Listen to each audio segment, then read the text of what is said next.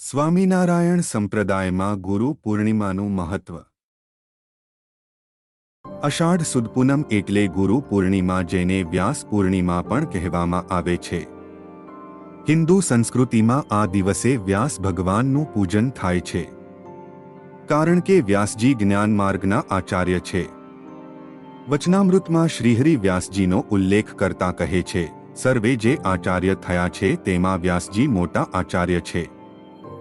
શંકરાચાર્ય, રામાનુજાચાર્ય, મધ્વાચાર્ય, નિમ્બાર્ક, વિષ્ણુ સ્વામી અને વલ્લભાચાર્ય આજે મોટા મોટા આચાર્ય થયા. તે સર્વે જો વ્યાસજીના વચનને અનુસરે તો એ આચાર્યના વચનનું લોકમાં પ્રમાણ થાય, નહીં તો ન થાય. અને વ્યાસજીને તો બીજા કોઈની અપેક્ષા નથી, કેમ જે વ્યાસજી તો વેદના આચાર્ય છે ને પોતે ભગવાન છે. માટે આપણે તો વ્યાસજીના વચનને અનુસરવું. આ ઘોર કલિકાળમાં વર્તમાન સમયે સર્વાવતારી સર્વોપરી ભગવાન શ્રી સ્વામિનારાયણ આપણને દેવ, આચાર્ય અને શાસ્ત્ર સ્વરૂપે પ્રગટ મળ્યા છે. એ પ્રગટ ભગવાનના વચનને અનુસરવાથી જીવાત્માનું સહેજે કલ્યાણ થાય છે. વચનામૃતમાં શ્રીહરિ કહે છે, સત્સંગી હોય તેણે આપણા ઉદ્ધવ સંપ્રદાયની રીત તથા ગુરુ પરંપરા અવશ્ય જાણી જોઈએ. કારણ કે સત્સંગીને કોઈક પૂછે અથવા પોતાના મનમાં કાંઈક તર્ક થઈ આવે ત્યારે જો તે વાર્તા જાણી ન હોય તો તેનું સમાધાન કેમ થાય? શ્રીહરિ પોતે જ ગુરુ પરંપરાની વાત કરતા કહે છે, ઉદ્ધવ તે રામાનંદ સ્વામી રૂપે હતા ને તે રામાનંદ સ્વામી શ્રીરંગ ક્ષેત્રને વિશે સ્વપ્નમાં સાક્ષાત રામાનુજાચાર્ય થકી વૈષ્ણવી દીક્ષાને પામ્યા. માટે રામાનંદ સ્વામીના ગુરુ તે રામાનુજાચાર્ય છે ને તે રામાનંદ સ્વામીના શિષ્ય અમે છીએ. એવી રીતે ગુરુ પરંપરા જાણવી અને અમારા ધર્મકુળનું સ્થાપન કર્યું છે તેની રીત જાણવી. હવે આપણે ધર્મકુળના સ્થાપનની રીત તથા તેનો મહિમા સંક્ષિપ્તથી જોઈએ. શ્રીહરિએ ક્યાંય ખૂણે ખાંચરે નહીં પરંતુ સંતો ભક્તોની ખૂબ મોટી વિશાળ સભામાં આ કાર્ય કર્યું છે. અસલાલી ગામની સભામાં વિચારણા, જેતલપુરની સભામાં અમલ તથા વડતાલની સભામાં આ વાતને કાયમી સ્વરૂપ આપ્યું છે. સ્મૃતિ તરીકે આ સ્થાનના આજે પણ દર્શન થાય છે. શ્રીહરિ સ્વયં અક્ષરાધિપતિ પુરુષોત્તમ નારાયણ હોવા છતાં આ લોકની એક મર્યાદાને અનુસરીને સભામાં લોકશાહીની રીતે વિચાર વિમર્શ કરીને એવા નિર્ણય પર આવ્યા કે મારા અનેક આશ્રિતોનું તેમજ ધર્મનું હિત તો ધર્મકુળના હાથમાં જ સુરક્ષિત રહેશે. એ નિર્ણયથી મોટા ભાઈ રામપ્રતાપભાઈના પુત્ર અયોધ્યા પ્રસાદજી અને નાના ભાઈ ઈચ્છારામના પુત્ર રઘુવીરજીને વેદોક્ત વિધિ કરાવી દત્તક વિધાથી પુત્ર તરીકે સ્વીકારીને બંને પુત્રોને પોતાના જ આસન ઉપર બેસાડીને વહીવટી સરળતા માટે ઉત્તર વિભાગ અમદાવાદ અને દક્ષિણ વિભાગ વડતાલ એમ બે ગાદી કરીને અનુક્રમે અયોધ્યા પ્રસાદજી મહારાજશ્રી તથા રઘુવીરજી મહારાજશ્રીનું આચાર્ય પદે સ્થાપન કરી ભક્તોએ સહિત સ્વયં શ્રીહરિએ તે આચાર્યોની પૂજા આરતી કરી છે. તે પરંપરા અનુસાર વર્તમાન કાળે પણ ધર્મકુળ આશ્રિત ભગવાનના ભક્તો પોતપોતાના ગુરુ એવા ધર્મવંશી આચાર્યશ્રીનું પૂજન, જેમાં ગુરુ પૂર્ણિમાના પવિત્ર પર્વના દિવસે વિશેષ સભાના આયોજન સાથે ગુરુ પૂજન કરે છે. શ્રીહરિનું વચન છે કે આ બંને આચાર્યના વંશજોમાંથી ભવિષ્યમાં થનાર આચાર્યનો પણ જે આશ્રય કરશે તેને હું જરૂર મારા અક્ષરધામમાં લઈ જઈશ. કળિયુગમાં સ્ત્રીના ગુરુ સ્ત્રી અને પુરુષના ગુરુ પુરુષ બને તે હેતુથી સ્વયં શ્રીહરિએ જ ધર્મવંશી આચાર્યશ્રીને ગૃહસ્થ જીવન આપ્યું છે. અને એ મર્યાદાનું પાલન કરવા સ્ત્રી ભક્તોને મંત્ર ઉપદેશ આચાર્યશ્રીના ધર્મપત્ની જેઓ ગાદીવાળા શ્રી તરીકે ઓળખાય છે તેઓ જ આપે છે.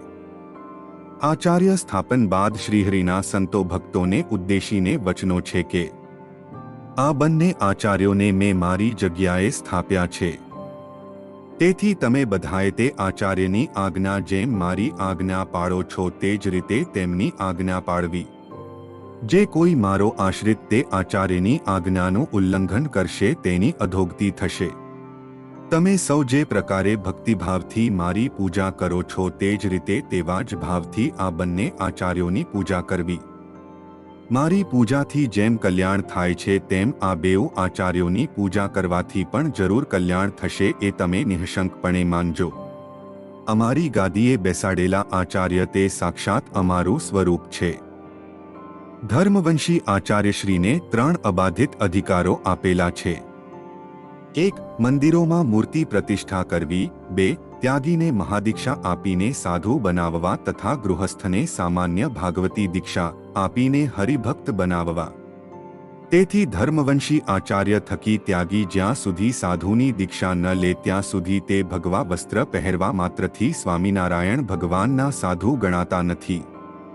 તેવી જ રીતે ગૃહસ્થ પુરુષ ધર્મવંશી આચાર્ય થકી અને ગૃહસ્થ સ્ત્રી આચાર્યશ્રીના પત્ની થકી ગુરુમંત્ર પ્રાપ્ત ન કરે ત્યાં સુધી તેઓ શ્રીહરિના સત્સંગી ભક્ત ગણાતા નથી. શ્રીહરિના સમયે સ્વયં શ્રીહરિએ હાથમાં કલમ લઈને લખેલી શિક્ષાપત્રી તેમજ નંદ સંતો દ્વારા લખાયેલા શાસ્ત્રો જેવા કે વચનામૃત, સત્સંગી જીવન, સત્સંગી ભૂષણ, ભક્ત ચિંતામણી, નિષ્કુળાનંદ કાવ્ય, મુક્તાનંદ કાવ્ય, હરિકૃષ્ણ લીલામૃત, શ્રીહરિ ચરિત્રામૃત સાગર, પ્રસાદાનંદ સ્વામીની વાતો, ગોપાળાનંદ સ્વામીની વાતો, સ્વામિનારાયણ સંહિતા, નંદ સંતો રચિત કીર્તનો વગેરે દરેક શાસ્ત્રોમાં ઓહાવત્તા પ્રમાણમાં ધર્મવંશી આચાર્યશ્રીનો મહિમા વાંચવા સાંભળવા મળે છે.